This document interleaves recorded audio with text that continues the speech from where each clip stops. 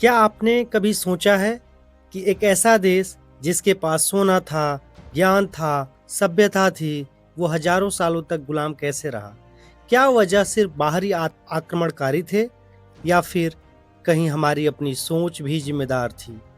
क्या क्षमा और दया जैसी महान बातें कभी हमारी सबसे बड़ी कमजोरी बन गई? आज हम इतिहास के उन पहलू को समझेंगे जिसके बारे में किताबें कम लेकिन सवाल बहुत हैं। भारत की सभ्यता हमेशा से एक अलग रास्ते पर चली है। यहाँ युद्ध को अंतिम विकल्प माना गया और धर्म को सबसे ऊपर रखा गया। हमारे ग्रंथ हमें सिखाते हैं अहिंसा परमो धर्म, लेकिन उसी के साथ ये भी कहा गया है धर्म हिंसा तथैव च। मतलब जहाँ जरूरत हो वहाँ युद्ध भी धर्म है। फिर सवाल उठता है, अगर ये संतुलन था तो भारत बार बार क्यों हारता गया? इतिहास का सबसे चर्चित उदाहरण राजा पृथ्वीराज चौहान और आक्रमणकारी मोहम्मद गौरी। पहली लड़ाई में पृथ्वीराज चौहान ने गौरी को हराया।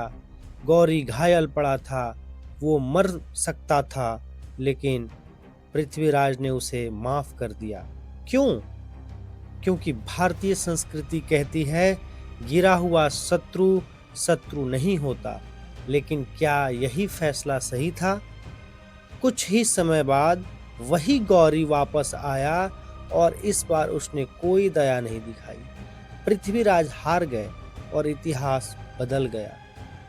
अब यहाँ सवाल उठता है, क्या पृथ्वीराज की दया एक मोरल जीत थी या रणनीतिक हार?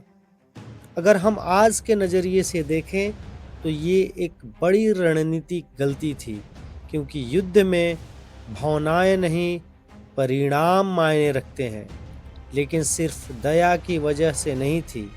भारत के राजाओं की सबसे बड़ी कमजोरी थी आपसी एकता की कमी। जब बाहरी आक्रमणकारी आते थे तो भारतीय राजा आपस में ही लड़ते रहते थे। एक राजा दूसरे राजा को हराने के लिए विदेशी ताकतों के साथ हाथ मिला लेता था।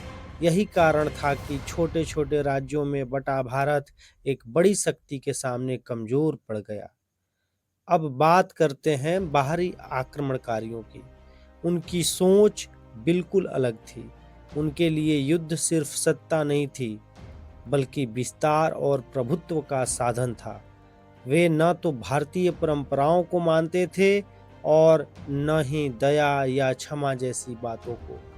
उनकी रणनीति साफ थी, जीतो और पूरी तरह से कब्जा करो। इतिहास में कई बार ऐसा हुआ जहां भारतीय शासकों ने दुश्मनों को कम आंका और उन्हें मौका दिया, लेकिन हर बार दुश्मन और ज़्यादा ताकतवर बनकर लौटा।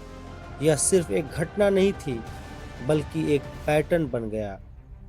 लेकिन यहाँ रुक कर सोचिए, क्या सिर्फ दया और संस्कृति ही जिम्मेदार थी या फिर तकनीकी पिछड़ापन, सैन्य संगठन की कमी और राजनीतिक अस्थिरता भी उतने ही बड़े कारण थे?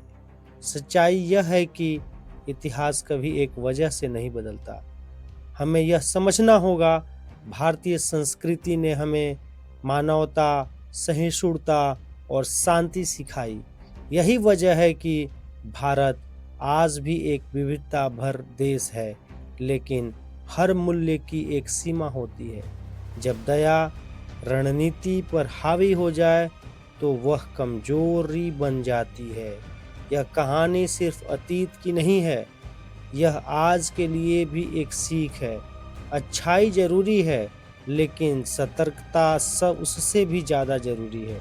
शांति जरूरी है, लेकिन शक्ति के बिना शांति टिकती नहीं। तो क्या भारत गुलाम इसलिए बना क्योंकि उसने दुश्मनों को माफ किया? शायद आंशिक रूप से हाँ, लेकिन पूरी सच्चाई इससे कहीं ज़्यादा गहरी है। असल में यह एक कहानी है गलत फैसलों की, बटी हुई ताकतों की और बदलते समय को न समझ पाने की। इतिहास हमें दोष देने के लिए नहीं, सीखने के लिए होता है, ताकि हम वही गलतियां फिर से न दोहराएं। अगर आपको यह वीडियो सोचने पर मजबूर करता है तो इसे शेयर ज़रूर करें, क्योंकि इतिहास सिर्फ किताबों में नहीं, हमारी सोच में भी ज़िंदा रहता है। और हाँ, ऐसे ही गहरे और सच्चे कंटेंट के लिए किताब वाले को सब्सक्राइब करना ना भूलें।